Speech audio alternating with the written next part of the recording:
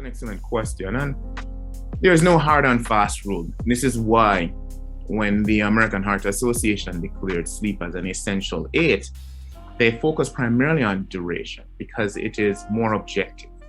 Sleep quality is less objective. However, one of the things that we truly believe in our group here at the University of Miami is that you can look and determine sleep quality in two ways. One is through subjective assessment, which is primarily the person themselves who is a sleeper. And if they are not satisfied and they don't feel restored, then it's very likely that the quality of their sleep was compromised.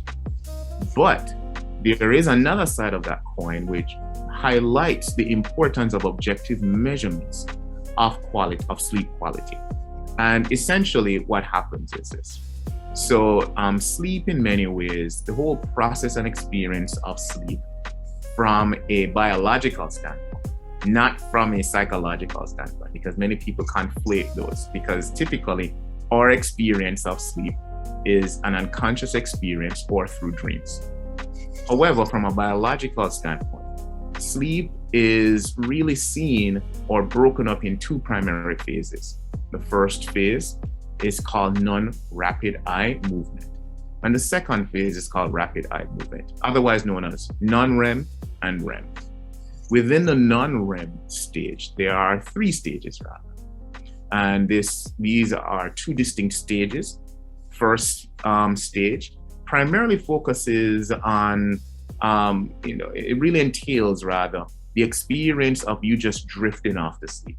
I oftentimes give this example that you're on the couch and you're watching a show and you're watching it with loved ones and they're talking to you and you don't respond, but then they shout your name and you wake up and they're like, yeah, you were sleeping. And you're like, no, I wasn't sleeping at all, because you're still somewhat semi-conscious, but you drifted off because your eyes started to close and the like. That's what we call the stage one. Then stage two is really marked by the person going into a deeper form of sleep, not deep sleep, but a deeper form of sleep. And how do we characterize that? Well, there are several forms of measurements. Some people use their wearables, like their watches or other types of devices or rings. But if you were to look at a traditional measurement of sleep called polysomnography, it's primarily marked by the slowing of brain waves. And so you see the amplitude of the brain waves getting larger, because obviously when it's more narrow and it's going up and down, it means activity. So as the brain is starting to rest, you start to see the brain wave activity is slow, but it's not still at deep sleep. They're also marked by, there are some other jargony things called K complexes and spindles, which I don't think your audience would care for. But I just wanted to show that that's how we would typically measure sleep. Then you drift into deeper sleep. Now, deeper sleep, which is a stage 3, is significantly marked by what we call slow wave sleep. And this is where the brain activity gets wider and bigger, and you can see the slowing. This is where, if you have a wearable and they say, well, you've gotten this percentage amount of deep sleep. Well, that's what they're trying to tap into. Your how much time and the quality of your sleep is determined by how much percentage of time you spend in the deep sleep phase, stage 3. Why is that important? Because many studies have shown that the more deep sleep you get, the more slow wave sleep, the more your sleep is restorative. Why? Because as I had mentioned before, that whole process of cleansing the brain and vacuum out debris, it's not just the brain that clears itself, but also your lymphatic system.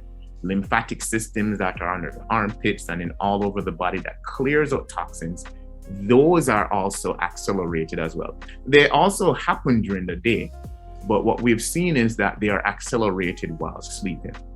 Also, that phase, the stage 3, is really significantly marked by your heart rate dipping So typically your heart rate would be about 120-ish, between 120 and 130-ish or not. That would be kind of on the borderline hypertensive. But during your sleep, that would significantly dip, depending on the individual. The glucose level dips as well. And so what you're finding is, remember what I shared earlier, that this is where the body prepares itself for homeostasis and it restores itself. Because if it doesn't do that, the body is in this constant state of arousal and alert. And then of course, you can't sustain that. And so in many ways, that stage 3, all of that happens primarily in that stage 3.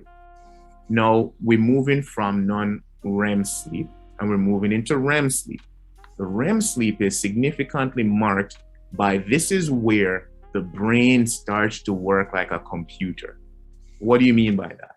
So typically, like a computer, that sometimes when our computers are just working too slowly, what do they say, right? They say, shut it down. You have too many tabs open, right? How do you consolidate the memories of that particular day? Because we have so many different experiences that we've gone through. And the really cool thing that the brain does while sleeping is that it goes through the Rolodex, or the filing of the many experiences that you've gone through, some of which you're unconscious about, some of which you are conscious of. But we don't remember everything, right? Certain things we commit to memory while others we don't. So what the brain does, it in many ways, it allows us to start to file away the experiences that were impactful and meaningful.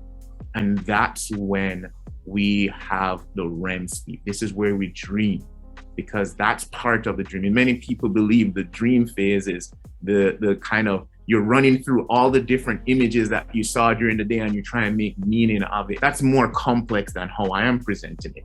The bottom line is that during that phase, that is when the brain starts to consolidate itself. It's almost like when you do a defragmentation of your computer system, right? When you haven't run that system check for a while, what do they usually do? The first kind of system check that they do is like a defragmentation system check. And that's what the REM sleep does for us. And it just does that daily for us. So all in all, that's kind of the meaning behind it. And so to your earlier point, what does quality sleep looks like? Well, it's exactly what I just shared. How well do you go through those stages? Typically, the stages from non-REM to REM usually takes 90 minutes. So you'll go through several cycles of non-REM to REM. And the goal, hopefully, is that as you go through each phase, it is deeper and deeper and deeper, so that by the time you actually, are ready to wake up, that's what typically happens, is that you emerge well rested, because the brain would have done its work, the body would have done its work, cleared out all the toxins and the like. So that's what we mean by sleep quality. Subjective, as well as some of the objective processes that I just shared.